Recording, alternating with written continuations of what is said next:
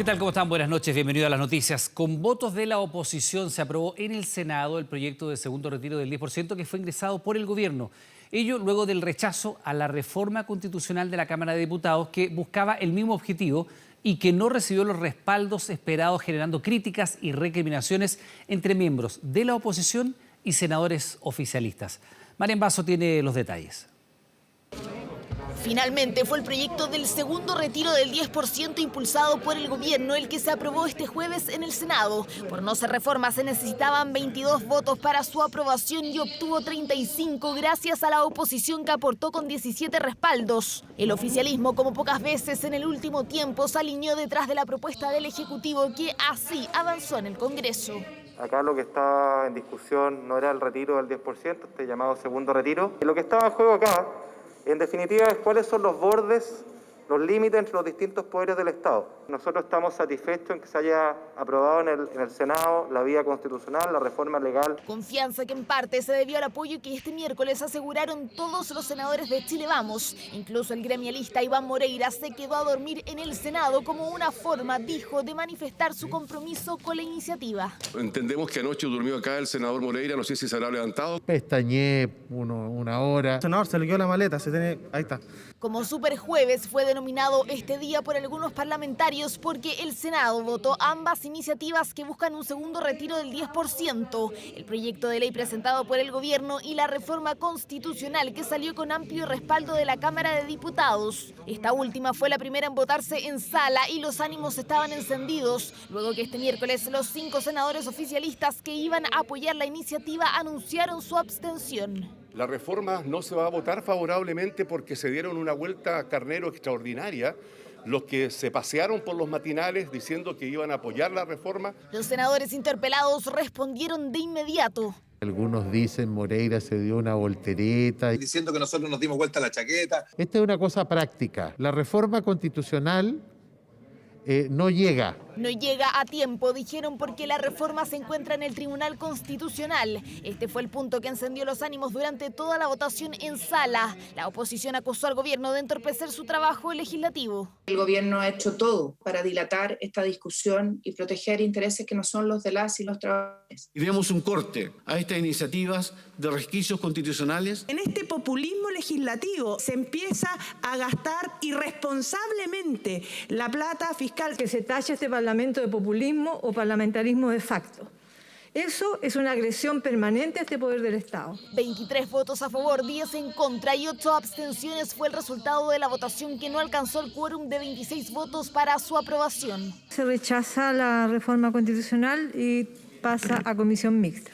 Inmediatamente después comenzó la votación del otro proyecto para el retiro del segundo 10%, el impulsado por el gobierno. Momento en el que irrumpió en sala la autora del proyecto antes rechazado, la diputada Pamela Giles, la que molesta se retiró minutos más tarde. Vine a mirar a los cocineritos, cocinando para transformar el proyecto presentado por el gobierno en mi proyecto. Dichos que apuntaron a las negociaciones e indicaciones que permitieron que el proyecto del gobierno quedara casi idéntico al de los parlamentarios, salvo que el del Ejecutivo tiene implícito el pago de impuestos por el retiro de fondos. La oposición criticó esto último en sala, pero aún así señalaron que aprobar la iniciativa era el único camino para asegurar el retiro de fondos. No hace más que reflejar la profunda incoherencia de este gobierno. Con el primer retiro dijeron de todo, el país se destruye, la economía se va al suelo. El camino que nos ofrece el gobierno es un camino de respeto a la institucionalidad. Voy a votar a favor, porque es el único camino posible. Soy partidario de este proyecto porque tiene patrocinio del Ejecutivo, garantiza que los recursos van a llegar prontamente. Ahora ambos proyectos seguirán su camino en el Congreso. La reforma de la Cámara de Diputados irá a comisión mixta, expectante a lo que decida el Tribunal Constitucional. Y el proyecto del gobierno pasará a la Cámara de Diputados para continuar su tramitación. Una que la mayoría de los parlamentarios ha dicho esperan que sea expedita para intentar asegurar el segundo retiro del 10% antes de Navidad.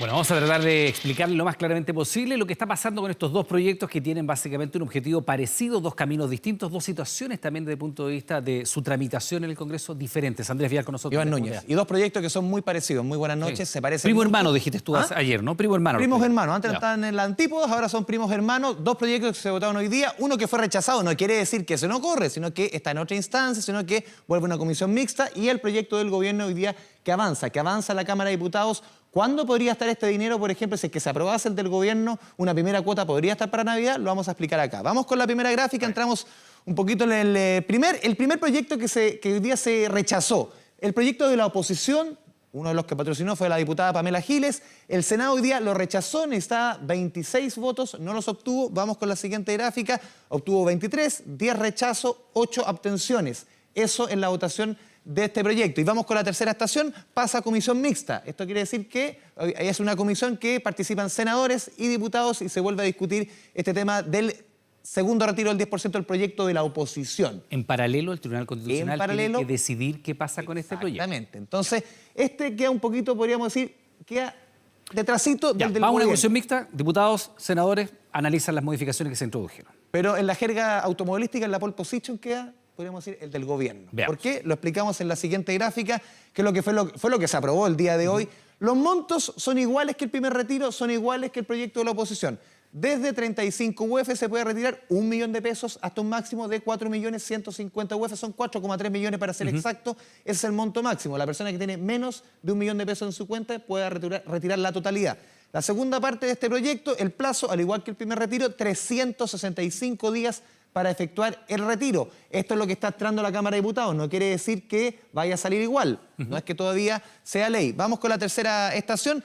Sin reintegro de fondos, al igual que el proyecto de Pamela Giles, es un reintegro voluntario, que al final es un saludo a la bandera. Cualquier persona puede reintegrar voluntariamente, sin restricciones de tope de renta. ¿Te acuerdas que el gobierno había impuesto como tope toda la persona que ganara más de 2,9 millones para arriba? En este caso no podía retirar la plata. Bueno, en este caso no queda ese elemento, salvo altas autoridades, presidente, ministros, subsecretarios, parlamentarios. No pueden sacar este 10%. Es bastante razonable, porque son personas que tienen rentas altas y que no han sufrido modificación alguna producto de la pandemia en sus ingresos, ninguna. Esa es la razón, la principal razón, aquí no hay argumento. Y vamos con la última gráfica que hemos preparado, y aquí están los bemoles, podríamos decir, los nudos dentro de este proyecto. Lo que yo le decía, el tema del tiempo, el plazo de pago, de acuerdo al proyecto que presentó el gobierno y que hoy día lo aprobó el Senado. Si es que se aprobase este proyecto, se hace la solicitud, máximo 15 días hábiles para pagar la primera cuota, 50% del monto. Es decir, 15 días hábiles son 3 semanas. Si esto se llegase a aprobar, Iván, la próxima semana, con solicitud la próxima semana, podría estar para el mismo día. Está justo, para el 23, yo creo que es muy difícil, en la práctica. Es difícil. La primera cuota. La segunda cuota sería 3 semanas después, en total. Esto también se podría modificar.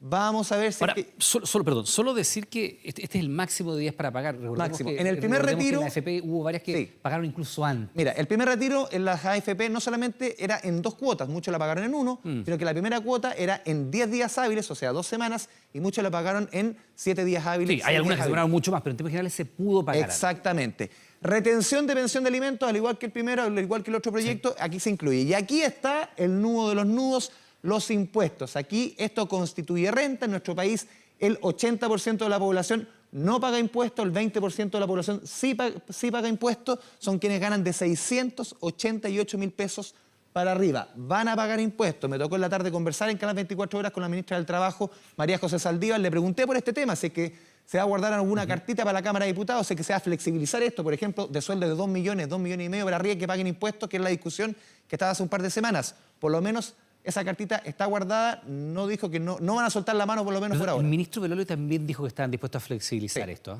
Es una cartita para la Cámara de Diputados. ¿Cuánto pagaríamos de impuestos quienes retiran? Obviamente están sobre los 688.000 en la nota de Ignacio Atenas.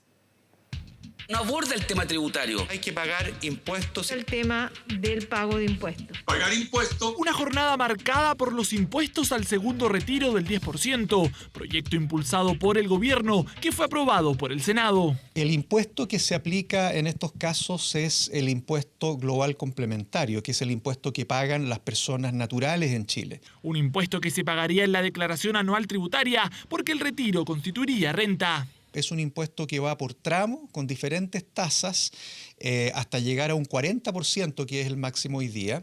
Dependiendo de los ingresos, se pagarán impuestos con este retiro. Por ejemplo, una persona que gana entre 700.000 y 1 millón de pesos mensuales y retira el mínimo, que es 1 millón de pesos, pagará 40.000 pesos, cifra que aumenta de la mano de las rentas. Si una persona que gana 2 millones de pesos y retira el máximo, pagará un impuesto de 344.000 pesos, y quien gana 6 millones de pesos, retirando 4,3 millones de pesos, pagará casi 1,5 millones de pesos en impuestos. Un proyecto restablece un equilibrio que es muy importante, y es que las personas de más altos ingresos paguen sus impuestos. No puede ser que personas de altos ingresos en nuestro país no contribuyan para poder financiar las políticas públicas que benefician a todo el resto de la ciudad. Sin embargo, la aprobación del proyecto no dejó a todos conformes. Los impuestos van a ser para las rentas más altas y no es efectivo. Van a terminar pagando las personas que tienen ingresos de 700.000 pesos hacia arriba. Y si uno le pregunta si esos son sueldos altos, la verdad no es así. De 10 trabajadores de este país, 8 no pagan impuestos. 2 trabajadores de los 10 que sí pagan impuestos. Y es bueno que paguen impuestos. Si los sueldos grandes deben pagar impuestos porque el país vive de los impuestos.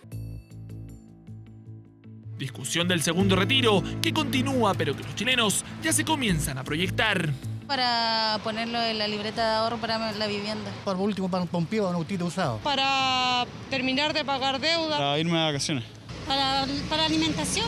Y es que al igual que el primer retiro, los expertos esperan que el segundo le dé un respiro a cientos de familias y reactive la economía en el corto plazo, ya sea con el consumo o el pago de deudas, aunque este podría tener algunos destinos diferentes. Va a haber personas que van a seguir necesitando recursos para consumir. Hay algunos quizás ya resolvieron ciertos temas, quizás algunos tenían una deuda que ya pagaron, van a sacar plata igual, van a quizás una parte a ahorrar, otra parte quizás se van a ir algunos días de vacaciones. Yo creo que va a estar más diversificado que en el primer caso. Retiro del 10% que continuará en la discusión legislativa, con 2 proyectos que tendrán que pasar por distintas etapas, mientras los chilenos están a la espera de recursos que podrían ser claves para el mes de diciembre.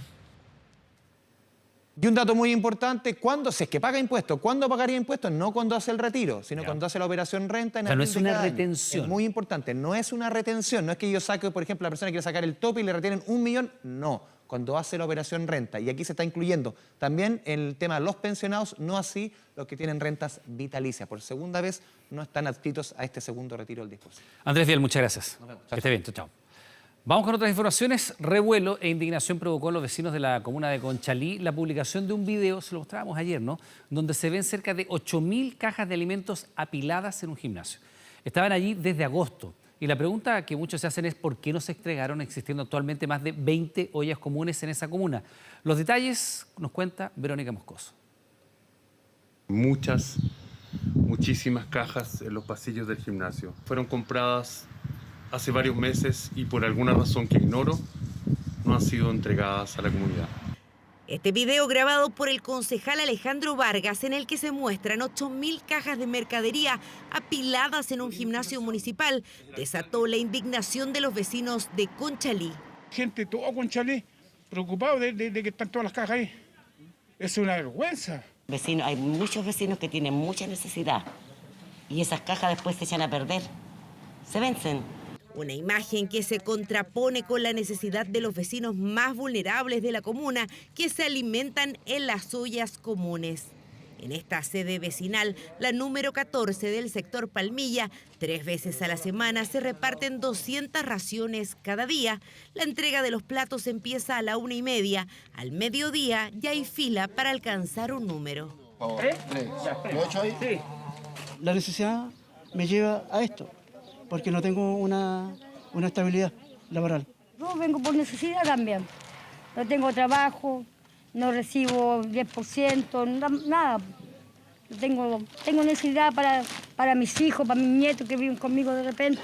Estamos necesitados todos, sin trabajo, sin dinero, sin sueldo, sin el 10%. Por eso no entienden que ante tanta carencia, las cajas hayan estado guardadas desde agosto acumulando polvo en un gimnasio, en vez de repartirlas a los más desvalidos. O sea, que el alcalde dice que es verdad que hay 8.000 cajas, entonces ¿con qué cara Él reconoce que hay que asumir caja cuando él debe saber que hay mucha gente que no tiene para comer aquí en Conchalí. Un tema que hace rato venía generando polémica en el Consejo. ¿Existen cajas guardadas en la bodega?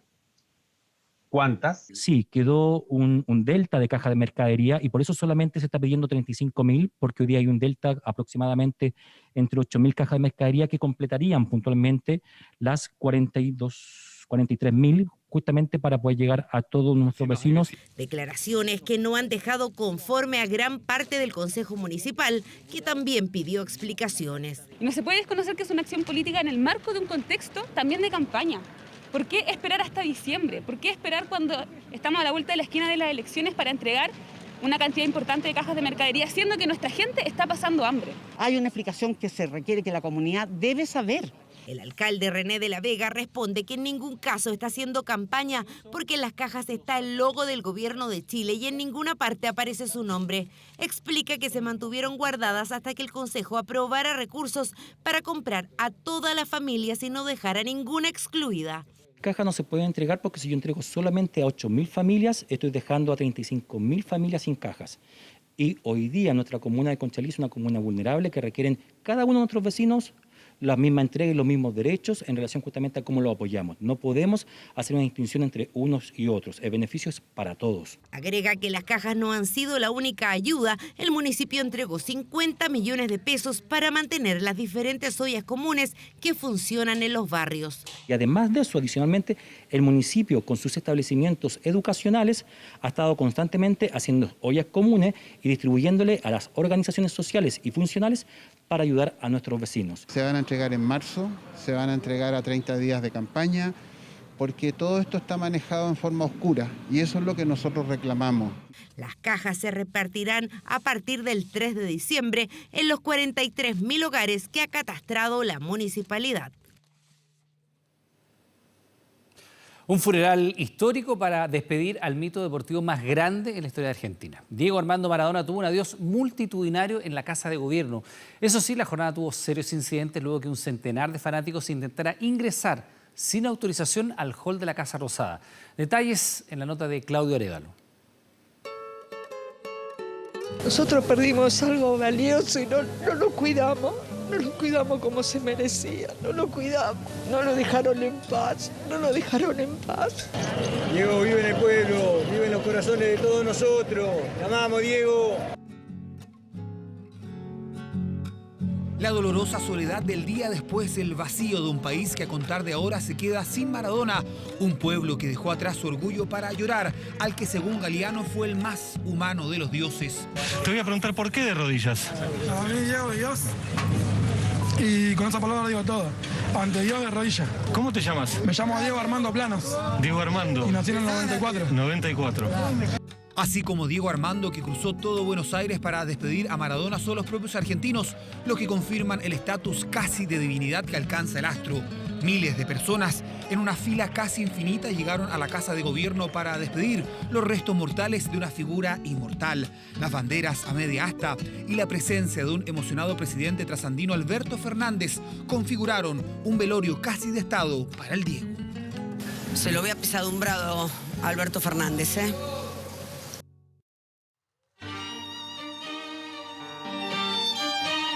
Una peregrinación a Casa Rosada que fue sinónimo de respeto y homenajes espontáneos.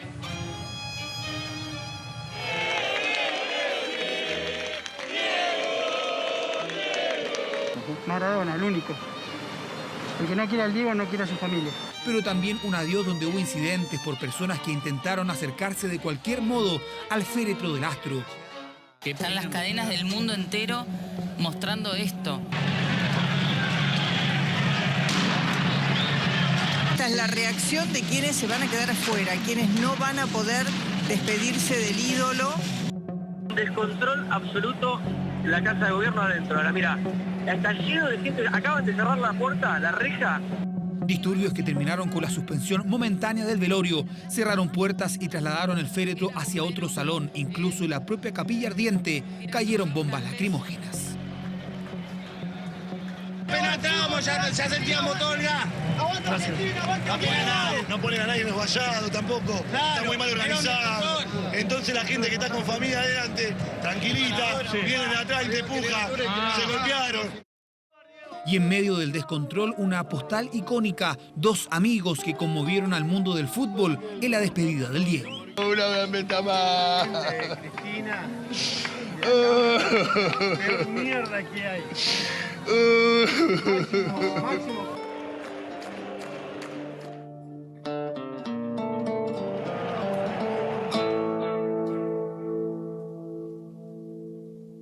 Y es que eso genera la figura de Maradona, la capacidad de unir a rivales históricos del fútbol, conciliar por algunas horas a la polarizada política argentina. A su funeral llegó Cristina Kirchner y cientos de personalidades. La larga presencia del Diego abarcó tanto en un país orgulloso que ahora se queda huérfano. Innumerables homenajes, recuerdos, incluidas las palabras emotivas de Marcelo Bielsa. Fue para nosotros y va a seguir siendo un ídolo, y que ya no esté nos da muchísima pena. La pérdida de un ídolo es una sensación de debilidad para todos nosotros.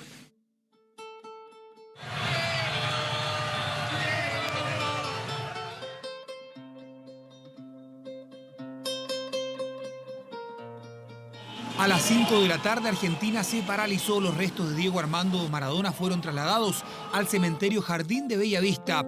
Fue el último viaje del barrilete cósmico. Una despedida de este calibre nunca la viví. 1000 efectivos policiales protegieron el cortejo fúnebre de una caravana de hinchas que hasta el último instante siguió al ídolo. Su llegada al cementerio fue la catarsis y así como tanto lo deseó el 10, fue enterrado junto a sus padres, doña Tota y don Diego. Si tuvieras que decir unas palabras en el cementerio a Maradona, ¿qué le dirías? ¿Qué le diría? ¿Y vos me preguntás eso a mí? Gracias por haber jugado al fútbol. Sí, pondré una lápida. Gracias a la pelota.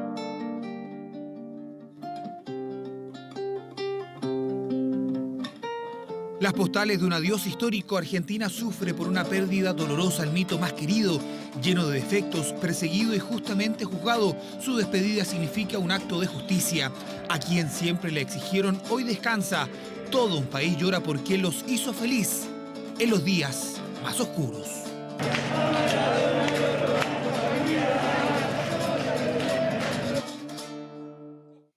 Bueno, el multitudinario adiós a Maradona no estuvo exento de polémica y disturbios. Honores de Estado para el dios trasandino hasta en la Casa Rosada. Estamos ya con Sergio Pinto desde la capital argentina. ¿Qué tal, Sergio? ¿Cómo te va? Buenas noches. Hola Iván, gusto de saludarte. Claro, fue una jornada bastante triste, impresionante también para la gente que venía de afuera, como el pueblo argentino despidió a Maradona. Ayer se dieron cuenta de que el Diego es eterno, pero no era inmortal. Maradona varias veces coqueteaba con esto de ser inmortal y ayer lamentablemente no pudo y falleció a los 60 años Diego Armando Maradona. Claudio Arévalo también lo resumía muy bien en su nota. Cuando aterrizamos acá en Argentina, en el aeropuerto de Ezeiza, lo primero que vimos fue un video de Maradona, entonces era muy difícil no estar presente en esta jornada histórica para el pueblo argentino. Ninguno de los argentinos se va a olvidar de este día. Nos veníamos hasta acá, hasta donde estamos en la Casa Rosada, o afuera de la Casa Rosada, el Palacio de Gobierno del pueblo argentino, y todas las emisoras de la radio, uno cambiaba y todos hablaban de Maradona. Y al momento de llegar acá, realmente todos los cálculos o lo que uno veía en las redes sociales, la gente que había acá, uno se quedaba corto, o lo que uno imaginaba se quedaba corto, porque realmente la cantidad de gente, se habla de 1 millón, pero yo creo que se quedan cortos, porque en las filas que habían acá, en las calles aledañas, estaba todo realmente repleto. Parecía que la mitad de Argentina estaba acá en la Plaza de Mayo, al lado de la Casa Rosada, y como tú decías, claro, fue una jornada que no estuvo exenta de polémicas, de destrozos. Sin ir más lejos, hace media hora vivimos momentos, 10-15 minutos muy tensos, cuando se retiró el contingente policial y varios varias personas empezaron a tirarle botellas directamente, volaban las botellas acá afuera de la Casa Rosada. Se fueron los efectivos policiales y ya está todo más calmo. Ahora ya se puede disfrutar un poco de lo que fue la jornada, una jornada histórica, una jornada lamentable, de mucho llanto del pueblo argentino. Cerca de las 2 de la tarde, la gente que estaba acá, uno recorría las filas que había, se comenzaban a dar cuenta de que iba a ser imposible, de que era imposible de que pudieran entrar acá a la Casa Rosada, estar un momento con Diego Maradona, y pasadita a las 4 ya se confirmaba que se cerraba porque iban a trasladar el cuerpo del Diego para ser enterrado junto a su familia, como lo contaba muy bien Claudio Arévalo. Momentos tensos, momentos complicados fueron los que se vivieron, sobre todo por algún tipo de barristas que llegó acá y se enfrascó en disputas con contingente policial. Eso es un lado, pero lo otro, la gran mayoría eran argentinos que llegaron hasta acá agradecidos para darle el último adiós a tal vez el gran ídolo que tiene el pueblo argentino en lo deportivo. Esteban Sánchez se va a comenzar a mover porque estamos acá, aprovechemos de lo que dejó la gente que llegó acá de manera multitudinaria. Lo que está mostrando es algunos lienzos que dejaron miles y miles de hinchas que llegaron acá. Este era el sector donde intentaron ingresar, así que con estas imágenes, Iván, ya comenzamos a despedir este despacho con lo que dejó la gente de Diego Armando Maradona acá afuera de la Casa Rosada. Sergio, se estima, y la verdad es que los medios han dado cifras distintas, se estima que fue cerca de 1 millón de personas solamente en esta peregrinación. Vamos a irnos directamente hasta el cementerio donde fue sepultado Maradona. Estamos con Rodrigo Siderakis allí. También hubo incidentes y policías heridos, Rodrigo. ¿Qué tal?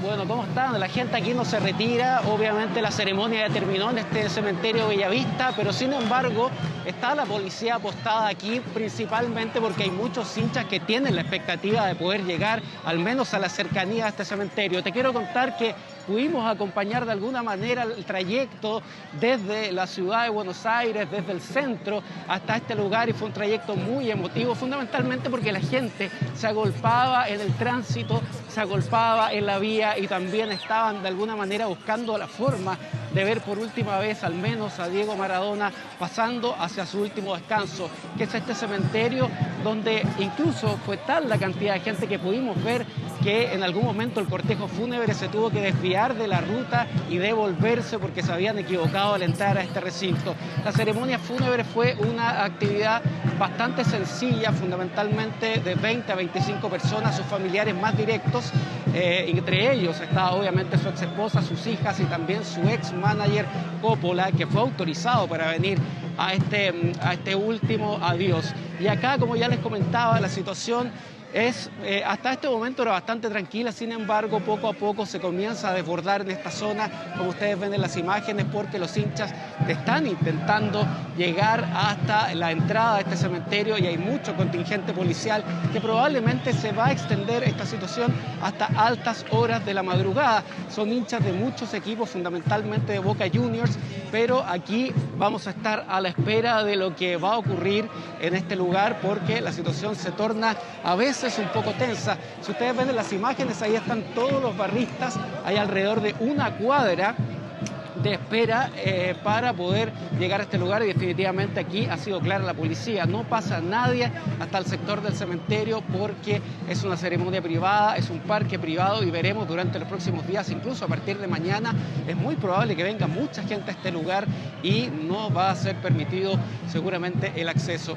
La cantidad de personas que llegó a despedir a Maradona aquí hasta este lugar fue aproximadamente 5 cuadras a la redonda y un perímetro de 150 metros aproximadamente, con mucha prensa internacional y seguiremos apostados aquí entonces para contarle lo que ocurre durante la madrugada, donde los hinchas seguirán aquí. Bien, Rodrigo, muchas gracias. Seguiremos por supuesto atentos a lo que ocurre allí y contarles a ustedes también que insuficiencia cardíaca aguda fue finalmente la causa de muerte de Diego Maradona. Los excesos, la obesidad, el alcohol y las drogas fueron el punto de no retorno, aunque para la familia la insistencia de su abogado, que hasta último minuto exigió su presencia en actos públicos, deterioraron todavía más su estado de salud. A las 7 de la tarde salía el cuerpo de Diego Armando desde su casa hacia la morgue en San Fernando para realizar su autopsia. El fiscal a cargo dijo que el 10 había muerto al mediodía y que su cuerpo no tenía signos de criminalidad ni violencia. Están cubriendo, como lo han hecho la vez en Olivos, en la clínica que también has estado cubriendo allí.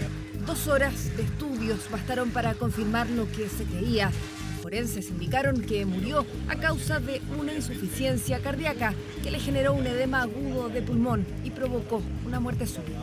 La droga y el alcohol pueden llevar a una miocardiopatía dilatada. En el caso del alcohol hay algunas veces que en la suspensión de este o en la suspensión de drogas puede revertir el corazón y mejorar su condición, sí puede pasar. Pero el exceso, digamos, y el consumo permanente de este puede llevar a un estado de miocardiopatía dilatada, o sea, dilatación del corazón irreversible.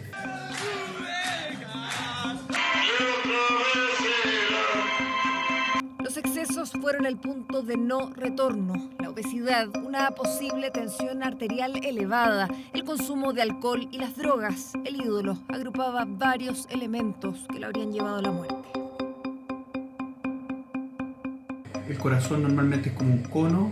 En la cardiopatía dilatada se transforma en una especie de balón o toma una forma esférica que hace, digamos, que su condición de contracción sea pobre. O sea, la capacidad de poder sacar sangre del corazón hacia el cuerpo empieza a disminuir. Entonces, la sangre, por decirlo de alguna manera, se acumula en los pulmones y eso genera, digamos, que los alvéolos se inunden, ¿cierto?, de contenido acuoso y es lo que se conoce como edema pulmonar agudo.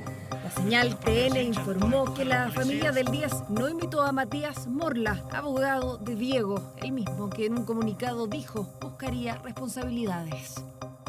Es inexplicable que durante 12 horas mi amigo no haya tenido atención ni control por parte del personal de la salud. La ambulancia tardó más de media hora en llegar, lo que fue una criminal idiotez. Este hecho no puede ser pasado por alto y voy a pedir que se investigue hasta el final de las consecuencias. Pero para las hijas del astro, Morla y su insistencia porque Diego siguiera teniendo apariciones públicas estaban poniendo en riesgo su salud desde hace tiempo. Cuando mi hermana dijo que mi papá no estaba bien, le llevaron a un periodista a su casa para hacerle una nota fantasma para hablar mal de ella. Y ahora, bueno, no estamos tan locas, ¿no? Y no se imaginan las cosas que escribo y borro porque ahora lo único importante es que él esté bien. Pero por el bien de todos, chupa sangre, que no le pase nada. Pasadas las 10 de la mañana llegó a la Casa Rosada el médico de Maradona, Leopoldo Luque. Sus palabras eran a esa hora tal vez las más buscadas. Tras las críticas de Morla, su nombre y carrera están en el centro de la escena. Luque guardó silencio. Hablo directamente con la familia, estamos en contacto con ellos.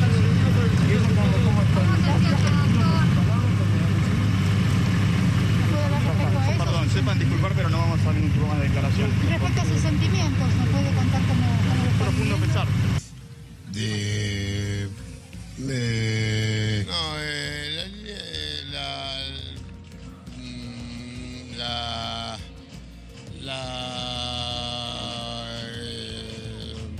Los más cercanos han dicho que en el último tiempo había logrado escapar del alcohol, aunque con el Diego todo era día a día, hasta ayer, cuando una vida llena de excesos y un ritmo arrollador tuvo el peor de los desenlaces.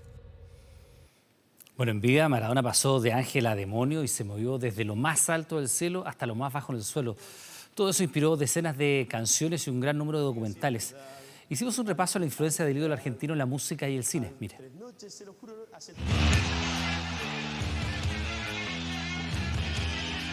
Como saliendo a alguna de esas canchas en las que haría magia a lo largo de una carrera increíble.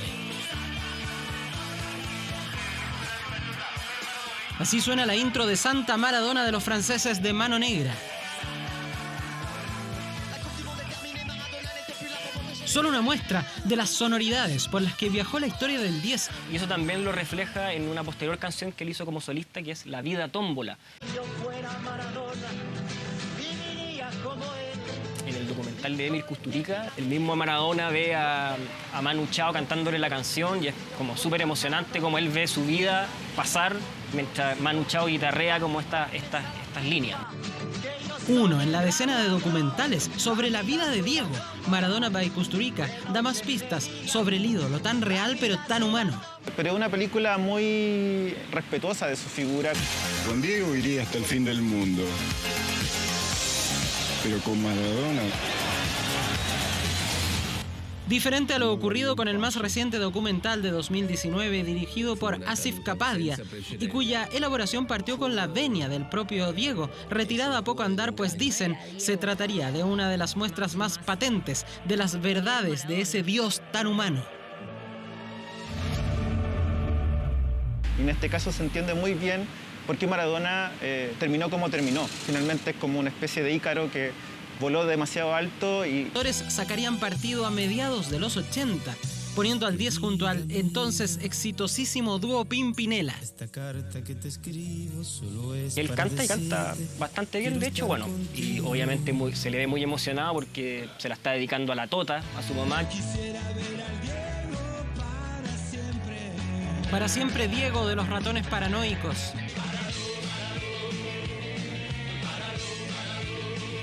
O Maradó de los Piojos. Son más canciones dedicadas a Diego y muchas más nacen tras su caída por doping en el Mundial del 94. Empieza toda esta búsqueda de los músicos, sobre todo argentinos, de encontrarle como un sentido a la vida de Maradona. La canción de Calamaro en particular me parece que es el homenaje más directo, porque él habla como de tú a tú, bueno, ellos eran amigos.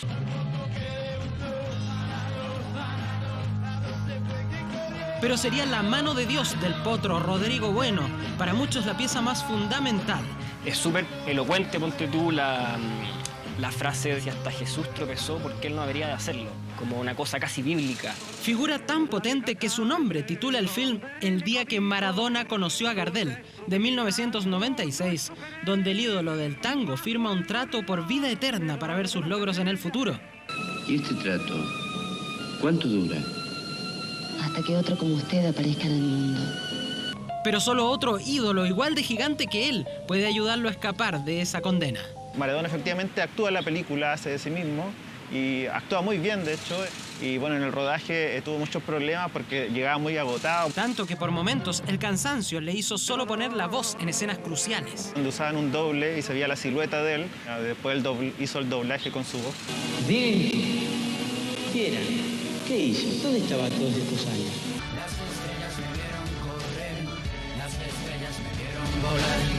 Algo, un ápice de todo lo que deja Diego Armando Maradona fuera de las canchas, donde también su recuerdo, en canciones o films, quedará para siempre.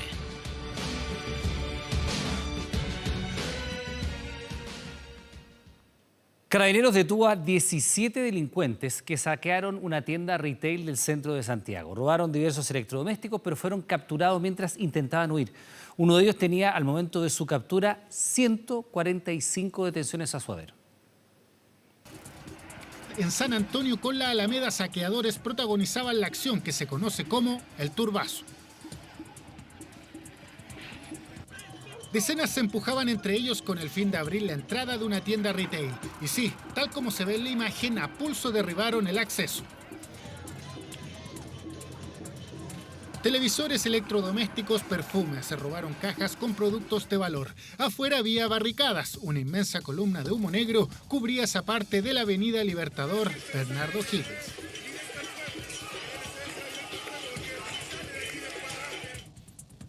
Desórdenes y delincuencia donde intervino Carabineros. Hubo 17 detenidos por los delitos de saqueo, receptación, lanzamiento de elementos incendiarios. Estas son solo algunas de las especies recuperadas.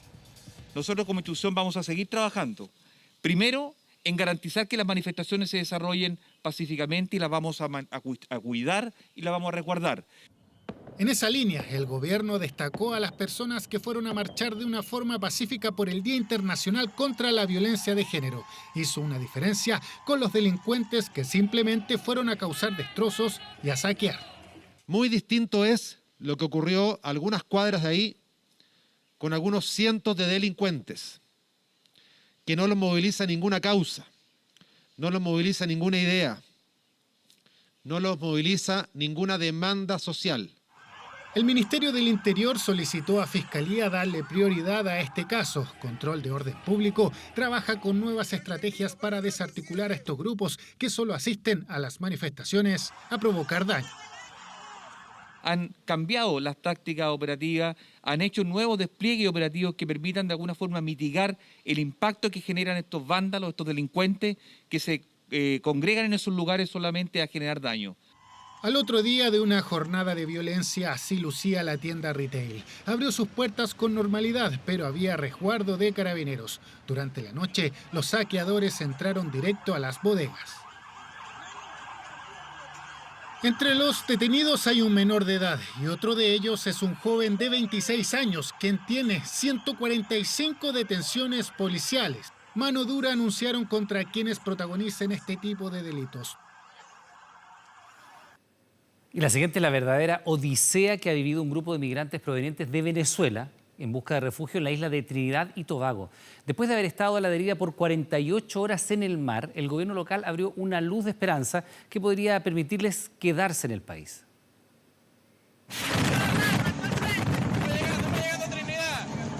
Con esta emoción, un grupo de 29 migrantes venezolanos llegó esta semana a la isla de Trinidad y Tobago.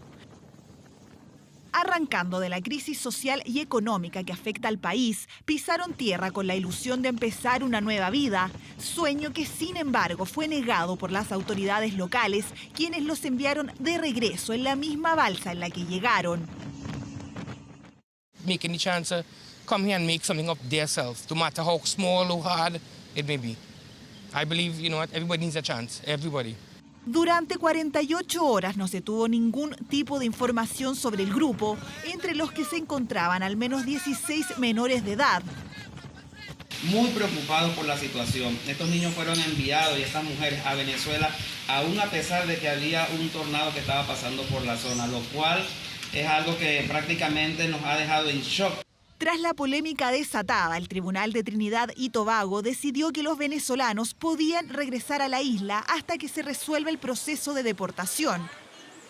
El grupo fue dividido y los adultos fueron enviados a una instalación oficial para cumplir una cuarentena de 14 días, mientras que los menores quedaron bajo cuidado del Estado. What really hurt me, as I said just now, is the fact that there was a 3-month-old child on that boat and I had to take up that child off the boat to bring he or she here. And I tried my best to make sure that something to eat, something to drink. La inestabilidad social y económica que arrastra Venezuela hace años ha provocado uno de los mayores éxodos de personas a nivel mundial. El principal destino es Colombia, que comparte la mayor frontera con el país caribeño. Solo en septiembre, más de 1.700.000 venezolanos ingresaron al país.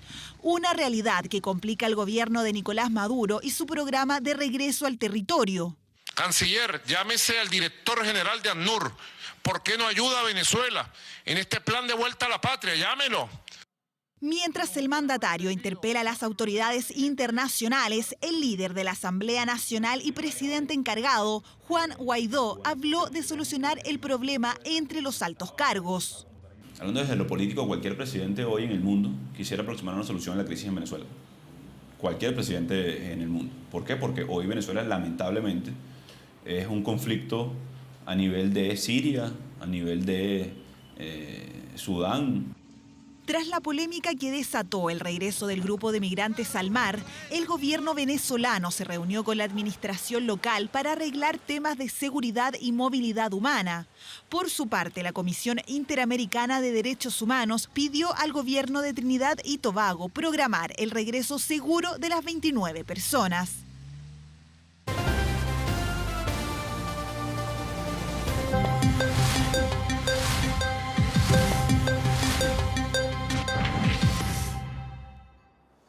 Bien, pues como todos los jueves ya estamos con Pascal Fuente para ponernos al día con lo que se sabe del coronavirus, Pascal, y con una información que es muy relevante porque habría fecha para vacunarse contra el coronavirus acá en Chile, y es pronto. Así es, Iván. Hay que poner énfasis, eso sí, que es una información extraoficial que conocemos nosotros, que pudimos acceder a esta información, y se trataría del comienzo de la vacunación en Chile para enero. Así de buenas noticias, pero no con todas las vacunas, sino con una en específico que sería la plataforma de Pfizer, que incluso ya anunció que presentará la próxima semana la solicitud para su uso en Chile. Y si todo este proceso es rápido, las primeras dosis llegarían los últimos días de diciembre. Y no son los únicos, ya lo decíamos. Salud también selló un acuerdo de compra-venta anticipada con Oxford por 4 millones de dosis de esta vacuna y se supone que este acuerdo implicó un gasto de 16 millones de dólares, es decir, $4 por cada una de estas vacunas. Buena noticia. O sea, llegan en diciembre y en enero comienza el periodo de vacunación. Comenzaría. Perfecto. Seamos cautos en la fecha, pero si todo sale bien, y es lo que todos queremos claramente, podríamos empezar a vacunarnos en enero. ¿Sabes lo que significa el término serendipia? Sí, ahora vamos a entenderlo mejor todavía. Sí. Mira, es un hallazgo afortunado, pero que se produce accidentalmente. Por fortuna, Y este es un muy buen ejemplo, porque cuando los investigadores de Oxford distribuyeron la vacuna a fines de abril más o menos, notaron que los efectos secundarios como fatiga, dolor de cuerpo eran más leves de lo que ellos esperaban. Bueno, revisaron el estudio y se dieron cuenta que aproximadamente 3.000 personas habían recibido la mitad de la dosis. En vez de reiniciar el ensayo, o sea echar eso por la borda, siguieron adelante con esa adelante con este grupo de 3.000 personas, le suministraron una dosis de refuerzo y con el resto del grupo siguieron, digamos, el proceso con la dosis que también inicial, con la habitual. O sea, con la primera dosis inicial, no más baja, y la segunda dosis de refuerzo tal cual. Perfecto. Bueno, resultó ser que este grupo de las 3.000 personas, el 90% de ellos presentaron inmunidad frente al COVID-19. Entonces, la eficacia es de un 90%. Y con el resto, solo el 62%. O sea, quienes recibieron la dosis más baja tuvieron más inmunidad que los que recibieron la dosis que ellos estimaban que era la completa. Exacto. Entonces, los investigadores se dieron cuenta que finalmente esa dosis generaba más eficacia. Y todo esto a partir de un error. O sea, serendipia, ese término que habíamos escuchado quizás por alguna película. Bueno, ¿y qué es otros aspectos que queremos conocer respecto a la vacuna? Se lo preguntamos también al ministro de Salud durante esta jornada. Escuchemos. Y esperamos llegar en el primer semestre del año a vacunar, obviamente, ojalá al 80% de la población chilena, que es lo que ha recomendado la OMS. Y desconozco totalmente el valor que va a tener la vacuna en el sistema extrapúblico. Valor extrapúblico, porque recordemos que en el caso del sistema público de salud, en conjunto con el sistema privado, pero la vacuna obligatoria es gratuita para los grupos de riesgo. Para grupos de riesgo y para personal sanitario. Y se estima que ahí hay más o menos 5 millones de personas. Exacto. Bueno, pero pese a las buenas noticias que hemos dado acá, no tenemos que bajar por nada la guardia, ya que la propagación del virus en la región metropolitana va en alza. El reefectivo, que hablamos la semana pasada, que en varias regiones estaba a niveles preocupantes. No es malo, perdón, recordarlo. El RE, cuando es 1.0, significa que una persona enferma contagia a otra persona. Cuando el RE, cuando está en 1 y de ahí para arriba, la pandemia está en alza y desatada. Cuando el RE está de 1.0 hacia abajo, estamos controlando. Y hoy día en la región metropolitana las cifras no son buenas. Exacto, está en 1,15. Perfecto. Entonces es muy preocupante. Pero además hay otro dato que son los casos nuevos por 100.000 habitantes. Pasamos de alerta amarilla en este índice a naranja, es decir, un mayor riesgo en el control de la pandemia. Tenemos números, Iván, incluso más preocupantes de lo que tenían algunos países de Europa antes de la segunda ola. Escuchemos. Estamos de acuerdo que hay un leve repunte que es cercano al 7, entre el 7 y el 10%, dependiendo de cada comuna. En mayo hay que recordar que el máximo de casos en la región metropolitana alcanzó 4.300 casos. Y nosotros ahora el máximo que hemos alcanzado en noviembre hasta el momento es de 350 casos en la región metropolitana. Así que a no bajar la guardia pese a las buenas noticias que hemos estado conociendo respecto a las vacunas durante estas últimas semanas.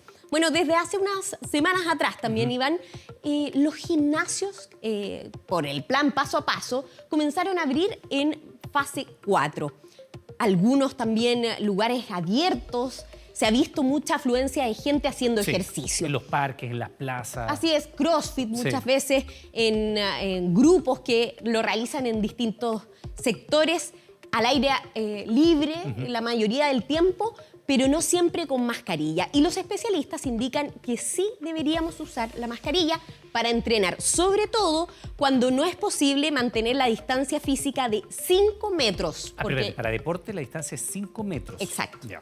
Es muchísimo más que, por ejemplo, cuando estamos sentados tomando... Sí, claro, el metro de distancia social, 1,5 metros, dice algo, pero para deporte la actividad al aire libre es 5 metros. 5 metros. Bueno, algunas personas se sienten muy ahogadas con esto. ¿Puede generar la mascarilla hipoxia, esta deficiencia de oxígeno en la sangre? Escuche. Aún no existe la suficiente evidencia científica que respalde la idea de que el uso de la mascarilla durante la práctica deportiva afecte variables fisiológicas como la frecuencia cardíaca o el consumo de oxígeno, variables que pueden afectar el rendimiento, sino más bien el uso de mascarilla puede alterar la percepción de confortabilidad para poder respirar. ¿Tú usas mascarilla cuando entrenas? Es que actualmente estoy entrenando indoor y en casa, entonces no la estoy usando, pero entiendo y es bueno explicarlo. Parece que cuando, o sea, no parece, es una sugerencia, pero cuando tú haces deporte individual sí puedes no usar la mascarilla.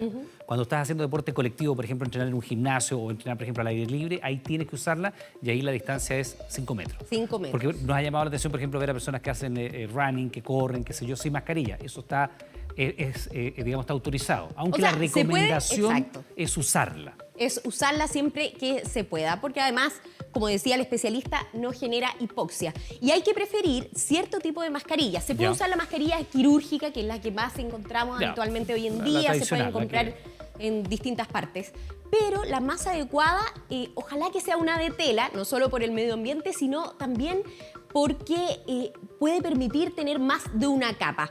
Una capa exterior de algodón absorbente, la interior de algodón absorbente, una intermedia de un material que sea un filtro no absorbente y una externa de poliéster, que es un material que nosotros solemos identificar, que es repelente. No usar la mascarilla húmeda, o sea, ya cuando se humedeció la mascarilla, pierde efectividad y hay que cambiarse. Ya, pero es que eso es importante. Cuando la gente hace deporte, naturalmente tú transpiras y se te va a humedecer la mascarilla. O sea, hay que tener más de una mascarilla. que si tú vas a ir a correr, evidentemente, ya, deberías llevar más de una de reemplazo, ¿no? Sí o sí, llevar más de una mascarilla porque obviamente con el ejercicio se va a humedecer y eso hace que pierda la efectividad.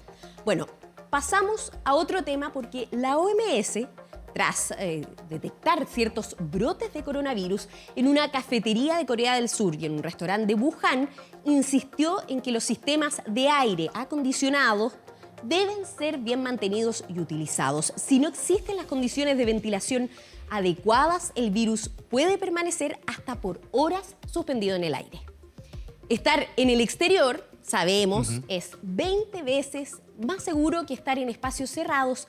Pero, ¿qué deberíamos saber si estamos, por ejemplo, nosotros acá en el canal trabajamos con aire acondicionado, otras personas que están volviendo lentamente al trabajo presencial, también en sus oficinas presentan aire acondicionado, algunas personas tienen el lujo de tener aire acondicionado en sus casas. ¿Qué debemos saber? Aquí va la respuesta. Es un aire acondicionado de recirculación, es decir, toma el aire que está dentro de una oficina y lo vuelve a incorporar dentro de la misma oficina, o es un aire que es de alta eficiencia, que es capaz de incorporar aire nuevo desde el exterior y ser capaz de sacar aire desde el interior de una estructura. El primero, que es de recirculación, por razones obvias, no sirve. Lo único que va a hacer es recircular el virus al interior de esa estructura. El otro depende mucho de la capacidad que tenga para generar circulación de alta eficiencia al interior de la estructura, para poder entonces disminuir la probabilidad de contagio por aerosol. Bueno, hay muchos otros detalles que vamos a ir conociendo también en los próximos días porque es un tema bastante necesario que revisar, sobre todo ahora que el clima ha mejorado, que hace más calor y que se requiere en muchas ocasiones el aire acondicionado. Pero vamos a cambiar de tema. Modo eclipse, absolutamente, porque Chile, nuestro país, ha sido testigo de 15 eclipses totales de sol desde su independencia. El primero fue en 1811 en Tierra del Fuego y el próximo será en 18 días más, Iván. tú vas a ir. Sí, vamos a estar ahí en la región de la Araucanía, por supuesto, haciendo la transmisión. Exacto. El eclipse que se aproxima se podrá ver en todo el territorio nacional, pero con distintos porcentajes de visibilidad.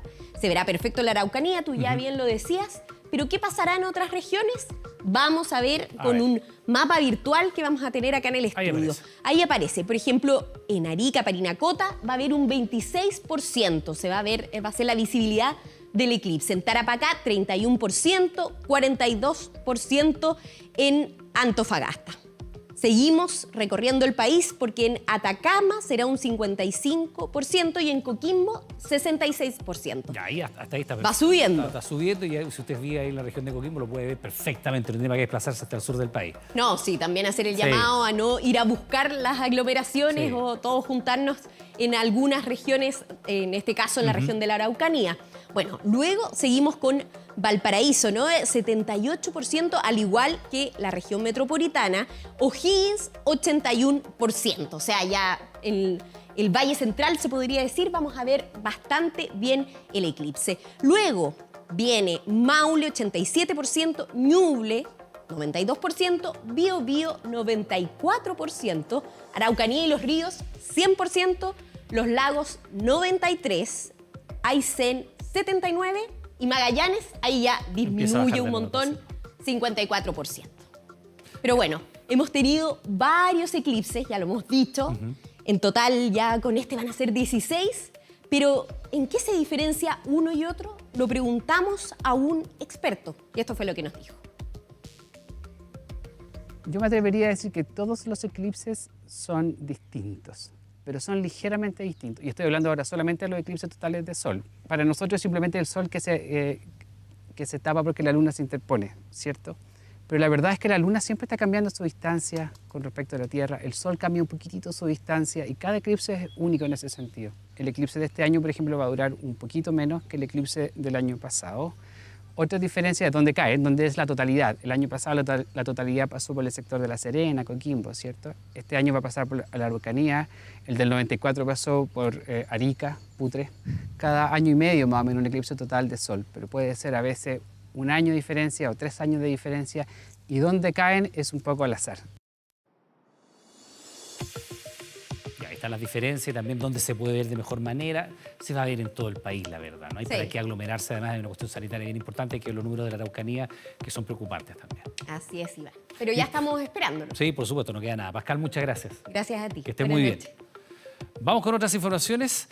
Un paquete de agradecimiento fue entregado en la Cuarta Comisaría de Talca con destino al jefe del destacamento. Lo peor vino cuando él junto a un subalterno lo abrieron y terminó explotando. El GOPE de Carabineros revisó cada lugar por si otro artefacto había sido escondido, al tiempo que al interior de la Cuarta Comisaría de Talca los trabajos del Laboratorio de Criminalística de la institución iban por las pistas que dejó la explosión. Llega una persona a la Cuarta Comisaría y es entregado en la guardia, señalando, ¿no es cierto?, que era un obsequio, producto al parecer de una cuenta pública que había ido el día de ayer.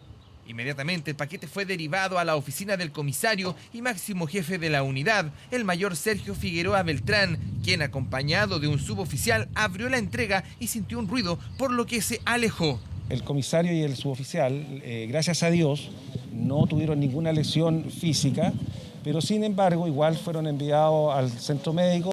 Testigos fuera de cámara indicaron que se escuchó un estruendo como si una lata de zinc hubiera caído al cemento. Lo que pasó me sorprendió porque primera vez que ha pasado eso. Yo creo que todos los que vivimos aquí al frente, sí, pero la gente que vive alrededor, yo creo que no. O sea, ¿podría haber algún tipo de problema con alguien por aquí cerca que haya querido pasar? Es que yo creo que son muchos. En el pasado, otros ataques, como el paquete enviado a Rodrigo Hinspeter o el bombazo a la comisaría de Huechuraba, denotan experiencia aprendida en materia de seguridad. ¿Fue un error recibir el objeto en Talca? Lo que usted me consulta es si es un error, está en un proceso investigativo también, porque estamos viendo si hubo alguna falta, ¿no es cierto?, en los protocolos que nosotros mantenemos, y va a haber un sumario administrativo para determinar si hay algún tipo de responsabilidad. Mientras expertos de Carabineros de Santiago viajaron a Talca para seguir las pistas, en tanto el gobierno presentó por la tarde una querella criminal. Como gobierno condenamos profundamente estos hechos Gracias a Dios no hay carabineros con daño, pero efectivamente hoy día tenemos que esperar la investigación que está en proceso, pero seguiremos apoyando a Carabineros con más fuerza que nunca. Hemos dispuesto que concurra personal del OS9 de Santiago, del laboratorio de Carabineros, fundamentalmente porque hay un equipo especial que ha sido destinado a investigar este tipo de ilícitos. La indagatoria ya fue derivada a la Fiscalía Metropolitana Sur, que indaga hechos de esta naturaleza a nivel país. Al cierre de esta edición no se supo de detenidos. Bueno, ustedes se acuerdan de Rafita, ¿no? Sus padres continúan recaudando fondos para comprar el medicamento más caro del mundo. Su caso se suma al del pequeño Borja, quien también fue protagonista de una cruzada solidaria hace ya algunos meses. Como ellos, son cerca de 60 pacientes en todo Chile que sufren de atrofia muscular espinal tipo 1. Y así es como nos quedamos dormidos en los brazos de papá, regaloneando. Hace algunos días conocimos la historia del pequeño Rafita, un guerrero de solo un mes de vida que necesita el medicamento más caro del mundo para detener el avance de una extraña enfermedad. Su caso activó una verdadera cadena de favores a través de las redes que busca reunir más de 1.600 millones de pesos. Hay muestras de cariño que realmente son increíbles y en tiempos en que nosotros sabemos que es súper complicado. Pero no puede ser que como país, que como sociedad, tengamos que estar empujándonos a este tipo de cosas. Va a pasar pocas veces, pero van a haber más Rafitas. Y como país tenemos que salvarlos. Rafita fue diagnosticado con atrofia muscular espinal, AME tipo 1, una enfermedad genética que afecta a los músculos y paulatinamente va deteriorando la capacidad motriz del cuerpo. Lamentablemente, no es el único niño que necesita de un tratamiento impagable. A los 2 meses y medio, los papás de Lucas notaron que movía sus extremidades con dificultad. Hicimos el examen genético y bueno, recibimos la noticia que no queríamos. Se confirmaba genéticamente que Lucas tenía atrofia muscular espinal. Su hermana melliza, Victoria, lo mira con curiosidad. Inocentemente le toma la mano como invitándolo a jugar. Le llama la atención la naricera con colores de jirafa que mantienen conectado a su hermano a un respirador. Su familia inició también una campaña en el sitio ayudemosalucas.cl. Cualquiera puede entregar una donación. Yo le digo a las personas, si no puede ayudarnos, ayúdenos a compartir la información. Necesitamos llegar a más corazones, a más personas, porque estamos en una carrera contra el tiempo. Cada día que pasa es un día menos para Lucas, van muriendo neuronas. El AME es una enfermedad genética marcada por la ausencia del gen SMN1, encargado de mantener vivas las neuronas que permiten el movimiento de los músculos. De 6.000 bebés nacidos, un caso puede presentar AME. Se produce cuando ambos padres tienen el gen AME recesivo. Por supuesto, muchos no lo saben. Hoy día el AME, si bien es una enfermedad poco frecuente, ya no es una enfermedad tan desconocida. Hoy día los médicos están mucho más atentos, entonces un diagnóstico te lo pueden entregar en mucho menos de un mes. La atrofia muscular tipo 1, que son los casos más graves, que fallecían todos antes de las terapias, antes de los 2 años. Hoy día, con las terapias actuales, la sobrevida a los 2 años va de un 90 a un 100%. Pero este pronóstico está condicionado a un tratamiento multimillonario. Por ejemplo, el Spinraza son inyecciones que se ponen cada 4 meses de por vida. Cada dosis cuesta cerca de 90 millones de pesos. En el último tiempo salió al mercado Zolgensma, conocido como el medicamento más caro del mundo. Lo que hace es incorporar el gen que al paciente le falta y que se administra una vez en la vida. Pero también es mejorar la parte motora, lograr que los pacientes logren sentarse, algunos de los pacientes logran caminar. El problema es que cuesta $2,1 millones, unos 1.600 millones de pesos, a los que hay que sumar otros 400 millones solo por impuestos de internación. El medicamento fue aprobado por la FDA en Estados Unidos, pero fue blanco de varias críticas por su alto precio y por la falta de información entregada por el laboratorio desarrollador. Pero los estudios que hay son tan esperanzadores que uno finalmente lucha Lo máximo, si bien es cierto, tiene complicaciones, tiene efecto adverso, pero hay que poner en una balanza quizás los efectos adversos versus lo que va a ganar. Este medicamento debe ser suministrado antes de los 2 años para tener resultados favorables en los pacientes. Por eso la urgencia de estos padres. La vida de sus hijos está en juego. La enfermedad no cuenta con cobertura de salud, ni tampoco está contemplada en la ley Ricarte-Soto. La única vía para acceder a tratamiento es la legal. Los pacientes del sistema público acceden por una demanda al Estado, que es un recurso de protección al derecho a la vida, y los pacientes con ISAPRE acceden activando el seguro catastrófico. Entonces igual no es como que sea una gran cobertura, porque tú igual tienes que pagar un deducible que igual es alto. A mediados de año, la historia de Borjita conmovió al país. Necesitaba este mismo medicamento. Iniciaron una campaña, pero solo lo consiguieron a través de una lotería mundial. Pero no pasa el milagro para todos los niños. Y nosotros como familia tenemos un compromiso con los otros niños. Creemos que esto tiene que ser un derecho. Ese es el problema que tenemos como sociedad, que en el fondo hemos normalizado el hecho de generar rifas, de hacer completadas, de hacer ayuda o lo que sea. Lamentablemente dependemos de rifa, dependemos del buen corazón de las personas, porque hoy en día no existe otra manera para poder conseguir ese medicamento. Familias que luchan por derribar la enorme barrera económica que impide el acceso de sus hijos al derecho universal de la salud.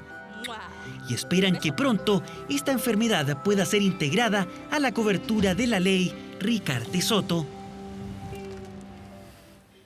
Tremendo, ¿no? Como también tremendo lo siguiente. 2 inspectores municipales de Macul fueron atacados por barristas de Colo-Colo. Uno incluso fue apuñalado. El alcalde anunció querella y exigió protocolos de seguridad para los partidos, luego que la semana pasada otro grupo entrara a robar a una casa. Corrí, me escondí en una casa a la fuerza. Estoy escondido en una pieza, se tirar piedras para adentro. Me robaban la radio. Tuvieron que esconderse en una casa. Fueron atacados por barristas de Colo-Colo. 2 inspectores municipales agredidos. 2 de ellos fueron afectados ahí a mitad de camino de Avenida Colo-Colo. Lo apuñalaron a uno y al otro le pegaron. Pero es sumamente difícil, o sea, vivir acá es complejo cuando hay partido. A pesar de estar prohibido el ingreso de los hinchas a los estadios, un grupo de 200 fanáticos llegó a las puertas del Estadio Monumental. Hubo enfrentamientos por varios minutos, pero lo más grave fue la agresión a los inspectores con golpes de pies y puño. Incluso uno fue atacado con cuchillo. Una turba que al momento de arrancar de Carabineros agrede a 2 de nuestros inspectores, siendo uno de ellos apuñalado y el otro quedó policontuso.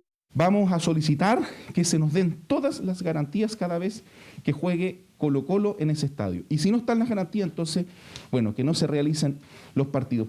Y es que ya la fecha pasada, el sector residencial cercano al estadio se vio afectado. Entraron a robar a una casa, ahora los incidentes se están concentrando justamente en los barrios. Por ejemplo, ahora mismo me bajé ahí y no podía cruzar porque el semáforo lo habían echado a perder, estaba malo. Es sumamente difícil, o sea, vivir acá es complejo cuando hay partido. Cuando ellos vienen, ya no es tranquilo, es el peor barrio. Yo vivo frente a una plaza y lo único que querían era destrozar los juegos de la plaza, si eso los niños lo ocupan. El municipio solicitó mejorar los protocolos de coordinación y aumentar la dotación policial para así prevenir episodios de violencia como la agresión a 2 inspectores.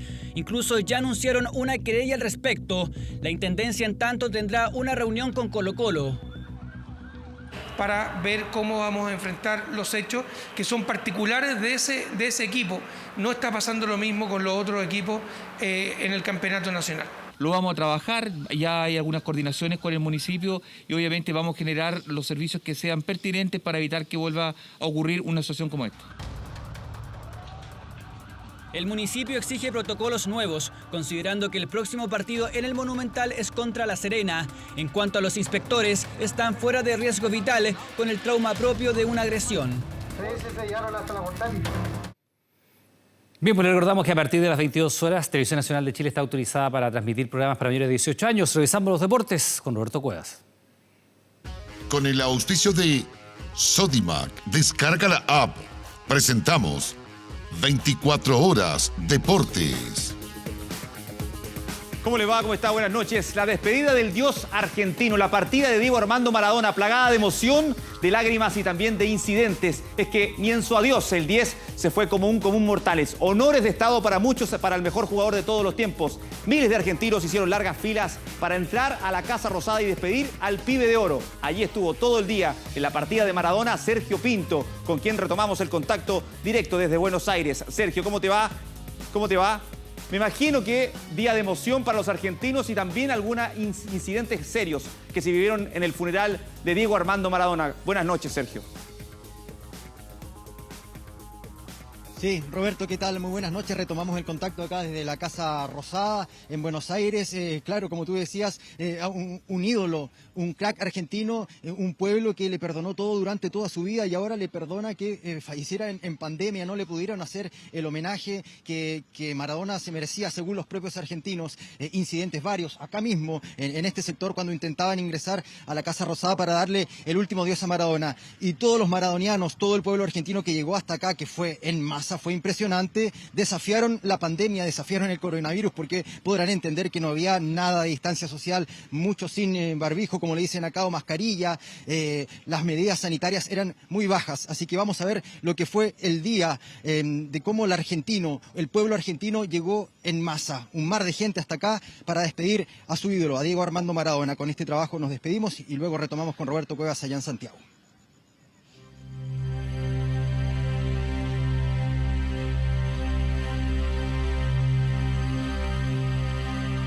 Diego, estamos acá aguantando todo por verte. Queríamos verte jugar, verte correr, soñamos con eso.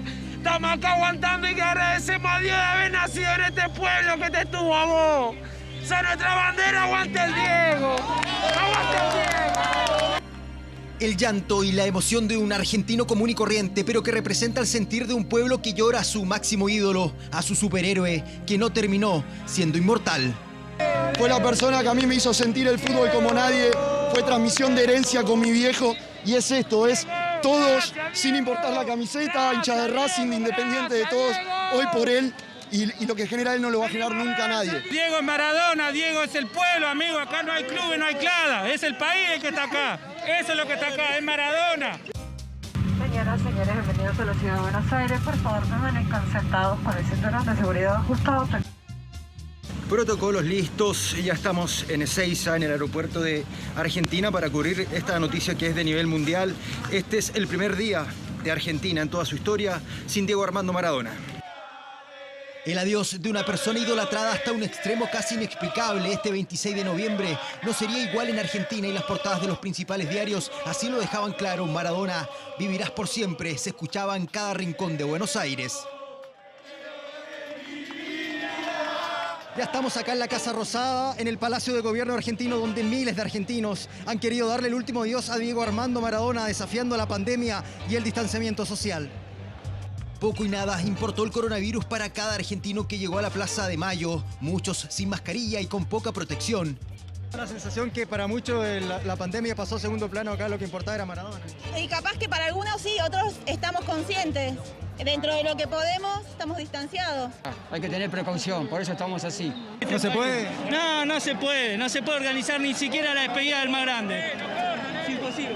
Es impresionante la gente que intenta entrar acá a la Casa Rosada y son desalojadas por la fuerza policial argentina. Con mucha desolación, estos hinchas no podrán ver a Maradona.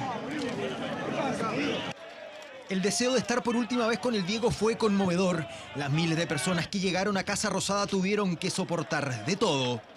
Amigo, ¿qué tipo de gas es esto? Lacrimógeno, no sé qué. No tengo idea. No hay posibilidad de ver a Maradona hoy, ¿no? Calculo que sí, tenemos que ir a entrar. Piensen en la gente una vez que se quiere despedir del más grande del mundo. No, pero que avisen, que sean claros si la gente dice que no va a entrar y no vamos. Y todo mal, ¿por qué? Entran y cierran todo, después abren y después reprimen a la gente. Eso no se hace, tiene que estar abierto. Están tirando gas pimienta sin necesidad de que estén tirando gas pimienta. La gente siempre tuvo un comportamiento excelente.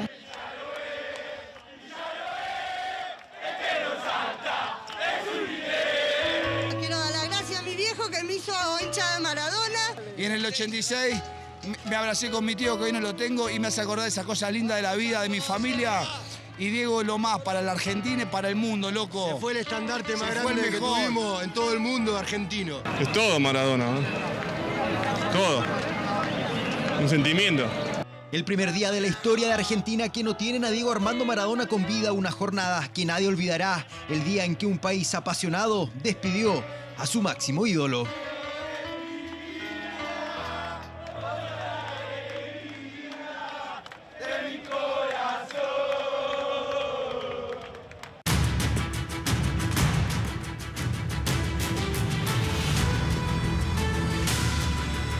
Y la mano de Dios, el icónico gol de Diego Armando Maradona que le anotó a los ingleses, sigue generando polémica incluso después de su muerte.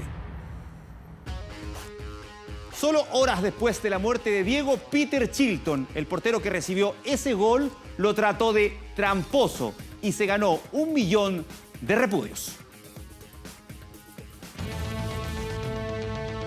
Argentina y la pelota, Argentina y el partido. ¿Para cuánto Argentina y el gol? Vamos, muchachos.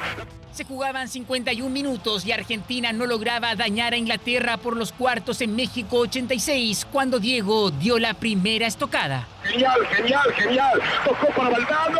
Entró Maradona, controló Shilton, pareció ¡gol! ¡Gol! Rechazo para atrás, alzó con la mano para mí.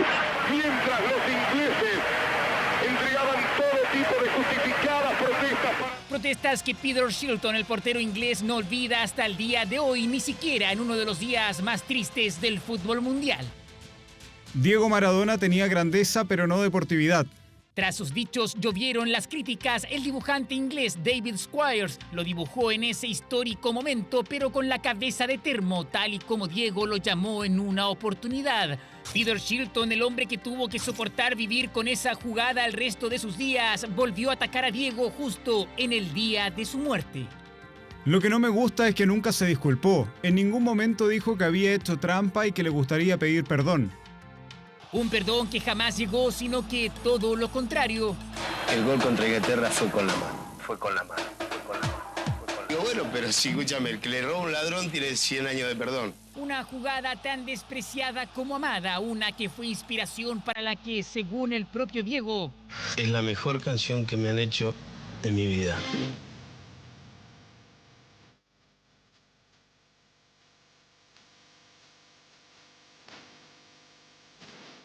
Shilton ya la tenía en las manos. Y dice así. Pasaron los años y los dos protagonistas de la historia nunca más se volvieron a ver, y es que el portero inglés jamás pudo superar la mano de Dios. Todavía no me siento muy bien al respecto. Obviamente nos hicieron daño. Aún no puedo perdonar a Diego Maradona. Que Dios me perdone lo que voy a decir. Contra Inglaterra hoy, aún así, con un gol con la mano, ¿qué quiere que le diga? Pero Peter Shilton, el hombre que desató la furia de millones tras sus dichos en contra del recientemente fallecido ex rival, claramente aún no lo perdona.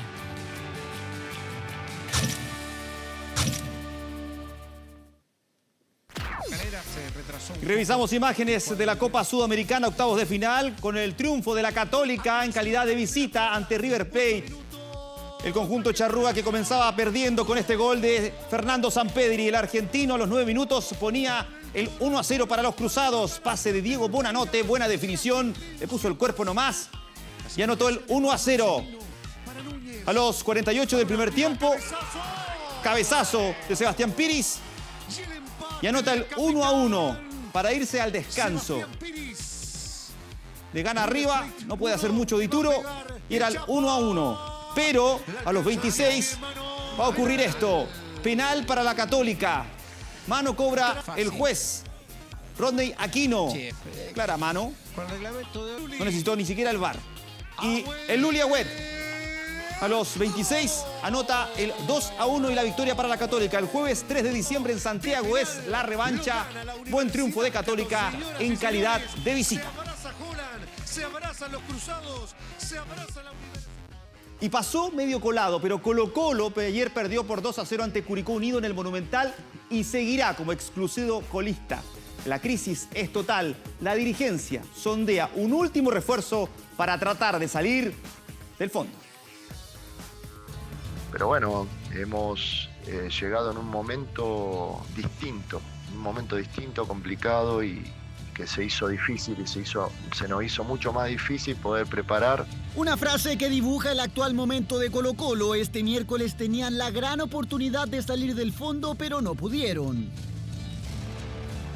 El Estadio Monumental, ese que antes había sido protagonista de grandes hazañas, hoy es testigo privilegiado de una caída que parece no tener freno.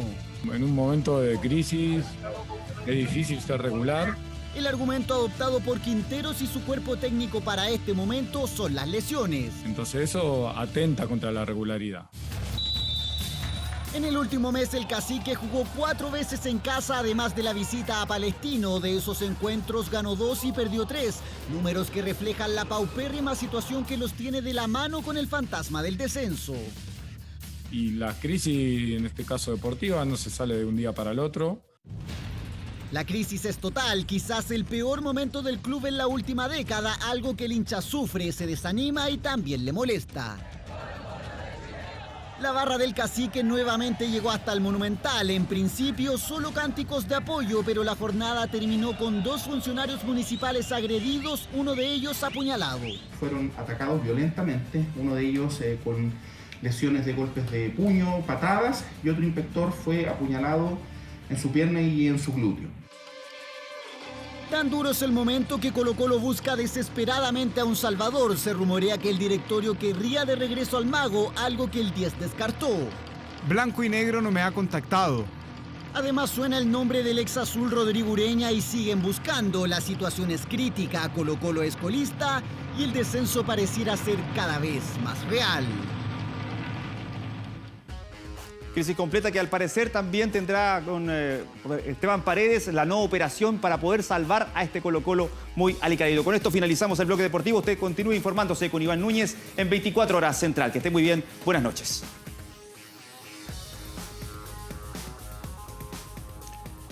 El exministro del Interior, Andrés Chadwick, declaró como testigo en el juicio por el crimen del comunero mapuche Camilo Catrillanca. El ex jefe de gabinete calificó como extraordinariamente grave el ocultamiento de imágenes captadas por cámaras GoPro durante este polémico procedimiento. Eso mientras el principal imputado pidió perdón a la familia del fallecido. A poco de haberse cumplido 2 años del incidente armado donde esta patrulla del GOPE, tras ingresar a la comunidad mapuche Temucuicui de Ercilla, disparó en contra del tractor donde viajaba Camilo Catrillanca y un menor de edad. Todo esto ha sido detenidamente analizado en este juicio oral, que espera el relato precisamente del autor del disparo mortal, quien anticipó en exclusiva mensajes directos orientados a la familia del joven mapuche. Quiero a su vez enviar un saludo a don Marcelo Catrillanca, que sepa que en mi corazón nunca hubo una maldad, nunca hubo intención en querer herir ni en matar a nadie. Y lamento de verdad, lamento de todo corazón lo que ha sucedido todo este rato. En las últimas horas prestó testimonio el ex general director de Carabineros, Hermes Soto, y a él le siguió el ex ministro del Interior, Andrés Chadwick, quien se refirió a los momentos sin duda más complejos del caso Catrillanca, cuando quedó en evidencia el ocultamiento de pruebas clave y el falseamiento de información de parte de Carabineros. El general Soto me señala que ha tenido la información de que uno de los miembros de la patrulla sí portaba una cámara GoPro.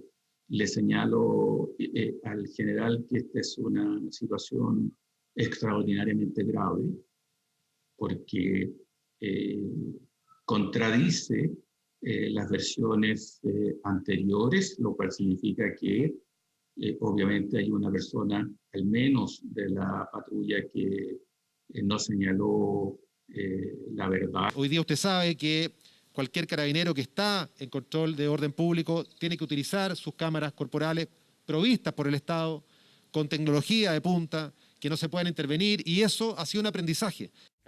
Andrés Chadwick le siguió el padre del joven fallecido, Marcelo Catrillanca, quien también prestó testimonio.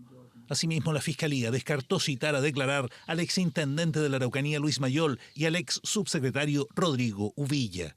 La incorporación del padre de la víctima en este juicio nos parece que es relevante para que pueda ilustrar al tribunal respecto de las acciones que realizó en los días previos y el mismo día la víctima. Por el momento sigue la Fiscalía exhibiendo peritajes y testimonios en una más de las jornadas telemáticas, donde los denominados testigos VIP prestaron declaraciones desde otros tribunales del país para evitar precisamente la exposición derivada del coronavirus. Y tras poco más de un mes y medio de investigación, la PDI detuvo a 8 personas presuntamente involucradas en las amenazas que sufrió la fiscal del caso Pionono, Jimena Chong, durante la audiencia y también en su casa. El 6 de octubre, hasta la puerta de la casa de la fiscal jefe de alta complejidad Centro Norte, Jimena Chong, llegaron 2 motoristas. En sus manos tenían una carta, una que entregaron al hijo de la persecutora. En ella había amenazas de muerte. Hay 8 personas que están detenidas, involucradas directamente a un delito de amenaza grave que se ocurrió hace un mes atrás, más o menos, en contra de una fiscal del Ministerio Público por ejercer su trabajo. Ese trabajo fue la audiencia de formalización de cargos en contra del carabinero Sebastián Zamora, imputado por lanzar al río Mapocho desde el puente Pío IX a un adolescente. Después de esa instancia procesal, según los investigadores, integrantes de un grupo denominado La Vanguardia se reunieron en una oficina de calle Apoquindo y desde allí salieron a la casa de la fiscal. Se concertan, se preparan con medidas de seguridad, se trasladan en 2 motocicletas y 3 vehículos. Los vehículos hacen la seguridad externa y los motociclistas efectúan el delito. Para llegar a ellos, la PDI realizó un barrido de 9 kilómetros, donde incautaron videos de cámaras de seguridad que les permitieron llegar a esta oficina.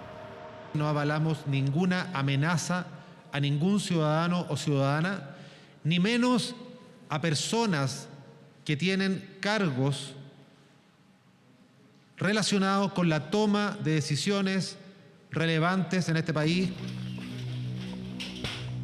Y este jueves, con una orden judicial, allanaron 7 domicilios, encontrando en ellos cascos, 2 pistolas a fogueo, una subametralladora UCI, escudos y otros elementos.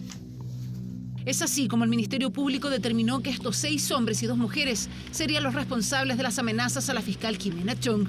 Fueron formalizados durante la tarde de este jueves en el 7º Juzgado de Garantía.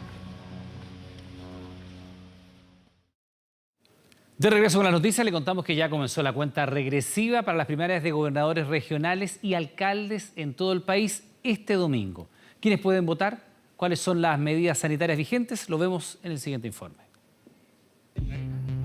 Por si no lo sabías, este domingo tenemos elecciones y son más de 14 millones los chilenos habilitados para sufragar. ¿Quiénes pueden votar?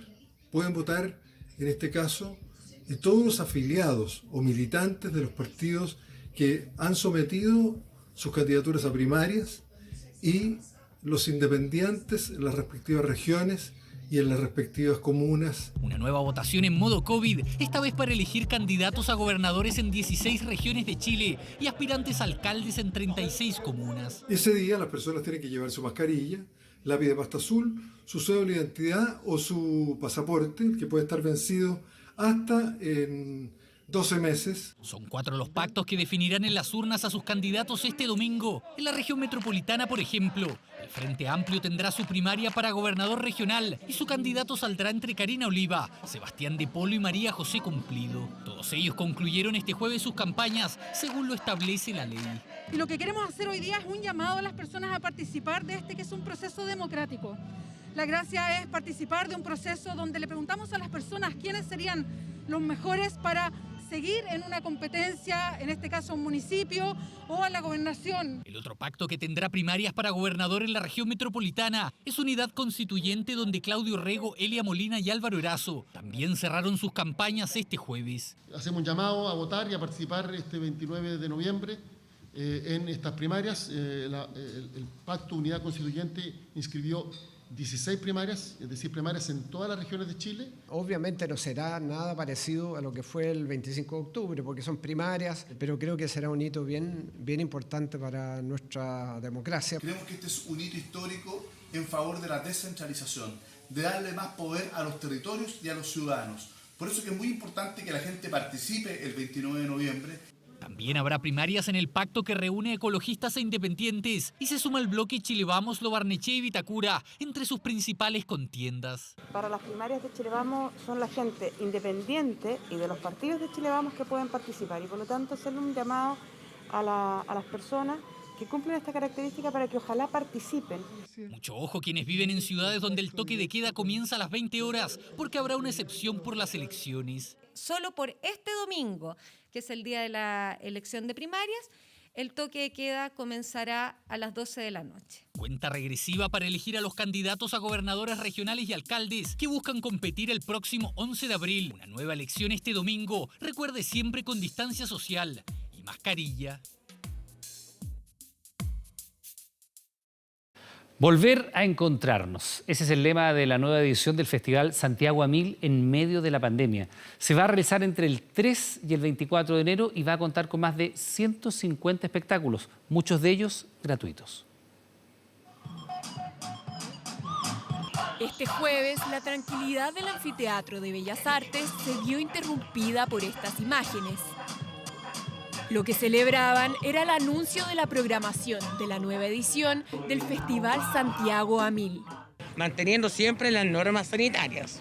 El uso de la mascarilla, alcohol gel, Porque a pesar de la pandemia, el show debe continuar.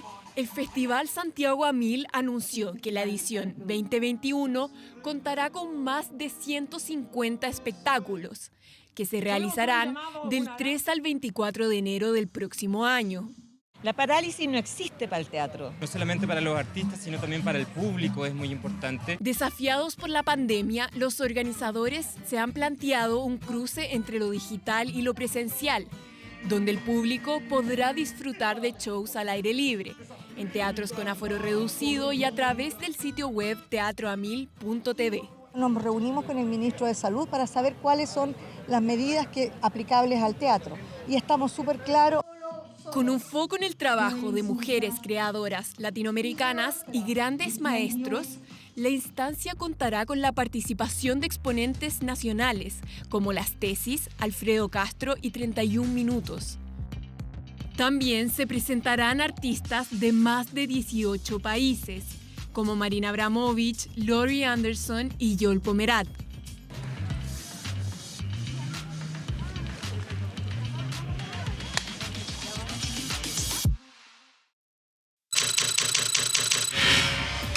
...24horas.cl. Vamos hasta nuestro portal donde le contamos cómo va a funcionar el comercio y la ley seca en las primarias de este domingo y cómo podrán ir a votar las personas que tengan que trabajar ese día. Toda la información la puede encontrar en 24horas.cl. Bien, pues estamos terminando las noticias. Gracias por informarse junto a nosotros. Permanezca en nuestra sintonía. Llega un nuevo capítulo de Informe Especial. No se lo pierda. Buenas noches.